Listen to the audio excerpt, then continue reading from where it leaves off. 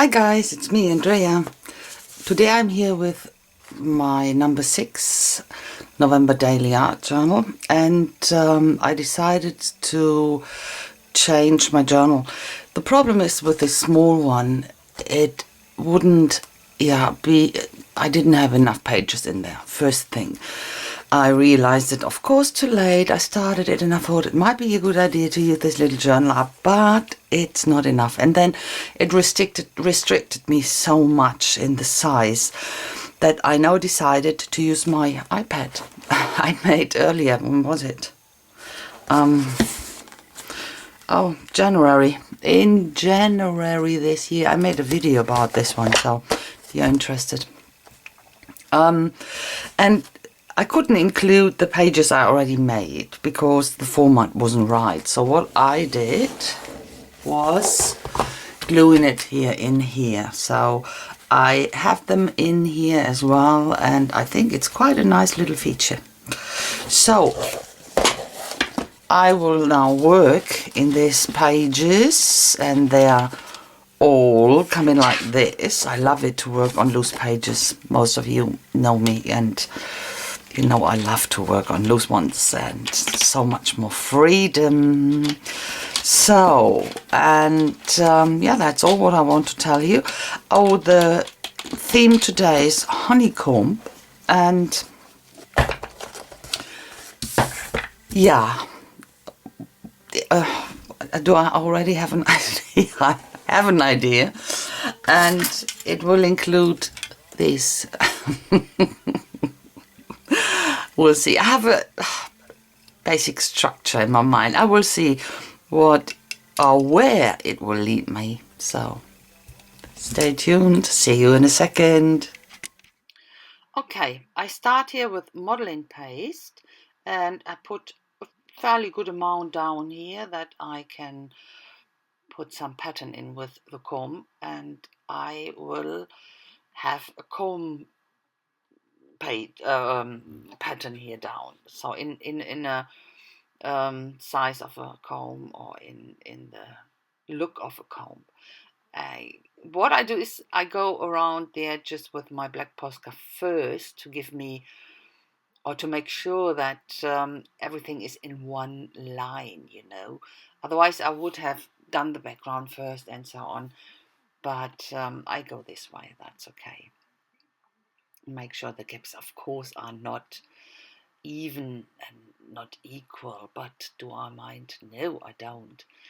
And for the color here, colorizing here, I use the dilution paint in brown, and I put a bit of gray into it to put definitely more depth and interest into it. When you have more than one color, then it will definitely be a bit more interesting.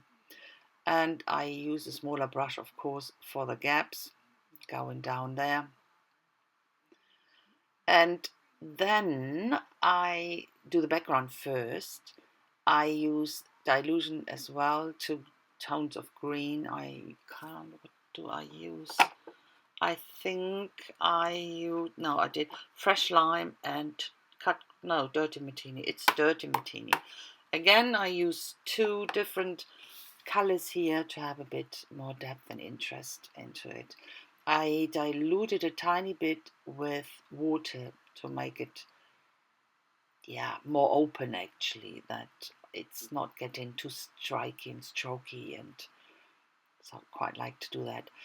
So for these gaps, I use this Daler-Rowney ink, acrylic ink, because my initial idea was, and that's why I put the comb down in modeling paste, was to put the ink into the gaps and let it run down, that it makes drippage, that it looks like drops. And that's why I put first a tiny layer or a thin layer of ink down in yellow, and I used the same ink and put a fairly amount between the gaps, as you can see me doing here.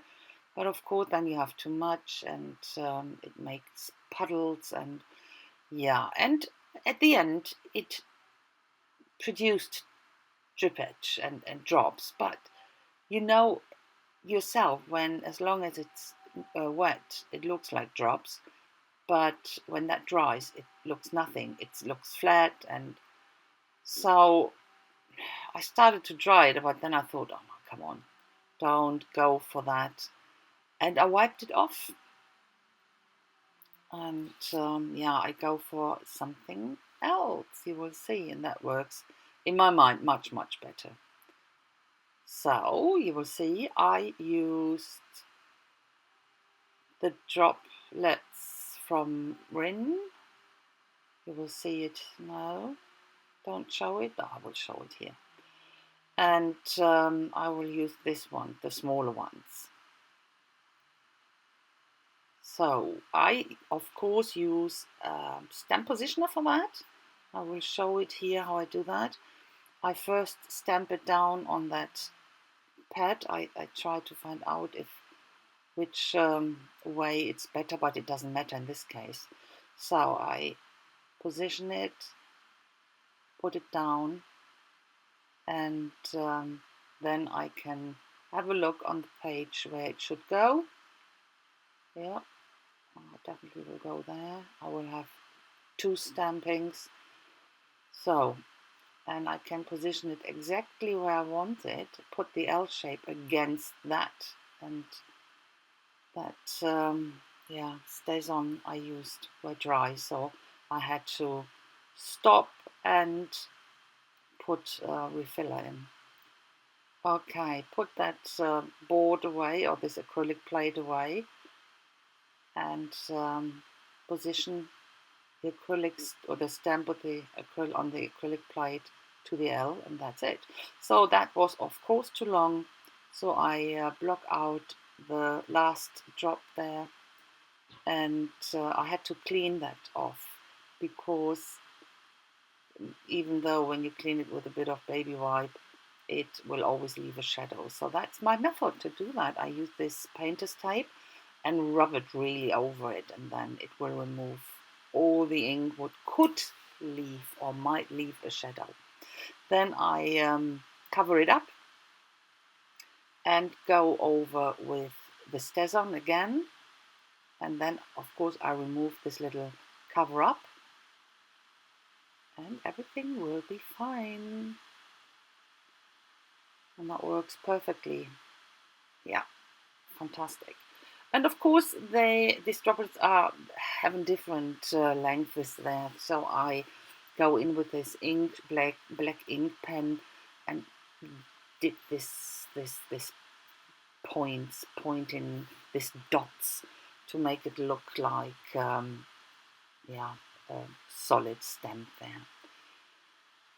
Go in with the yellow ink again, and because this droplets, of course, should be, yeah, honey dropping down the comb. Haha, honeycomb.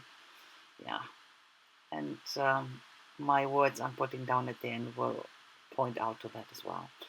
And I missed a bit more visible texture there on that comb and used this honeycomb stencil. That's a Crafter Workshop. This one as well is a Crafter's Workshop, and I use a darker olive green and go over the pages only to create a bit of interest and a bit of more dimension and depth. And of course I have to go around the whole stuff again with my Posca to get my lines back. That was always a bit, yeah, annoying, this work, but you need to do that, otherwise it looks pretty flat. A bit of shading around it, put that down and then blend it out with my finger. That works with the Posca as well, because it's acrylic. It's basically acrylic. It will be wet first a longer time, and then before it dries you can blend it out. I put some white acrylic paint spots on this reflections. That brings the reflections out quite nicely. Go around this honeycomb pattern and outline it. Bit of darker, yeah, it's an orange. I go in with the orange to darken that up a bit. but that's all for the inside. Yeah. Okay, and this is my little honeybee, the smallest one I have, and I simply stamp it several times on the page, randomly here and there,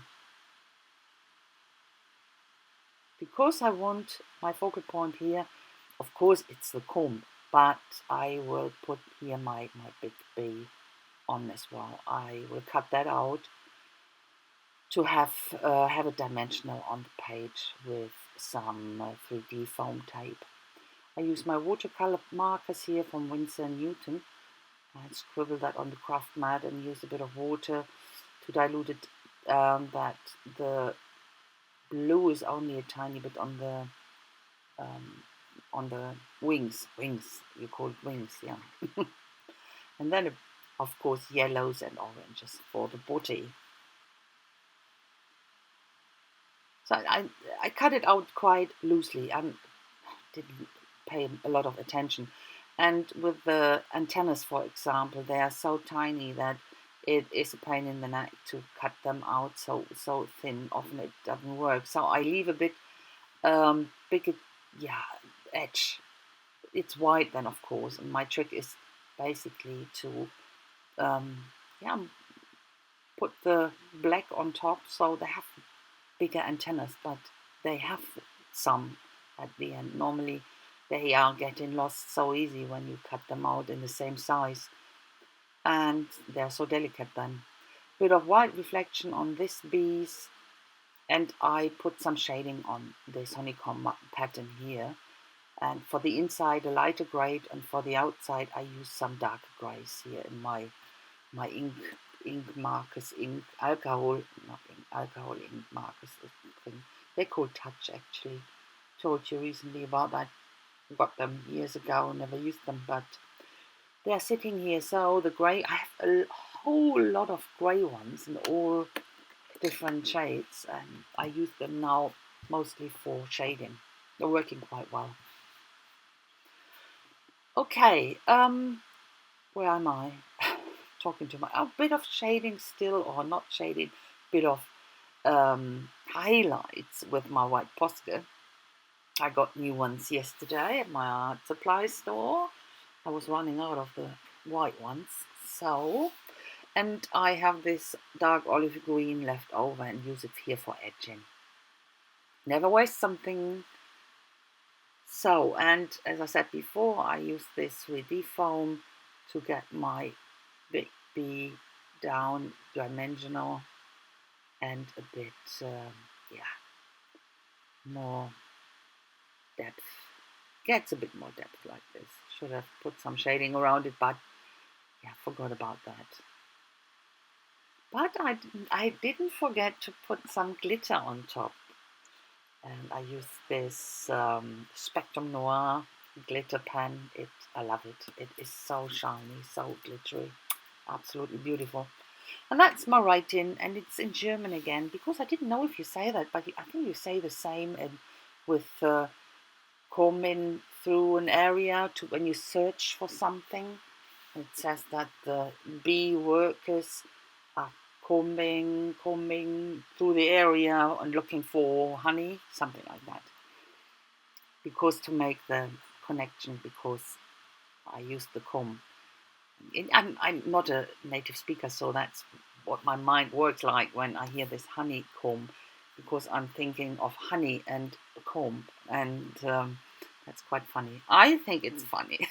I doubt you see the funny side, but me as a non-native speaker, yeah, to me it's funny.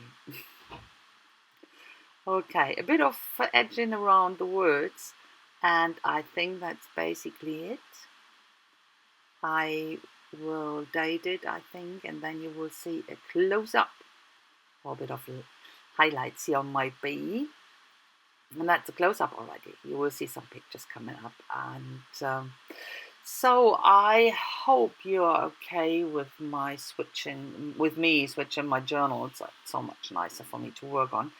And I hope you like the page. And I hope as well that we see each other tomorrow again with my next video. Have a fantastic time, guys, and thanks so much for watching and sticking to me. See you tomorrow then. Bye bye.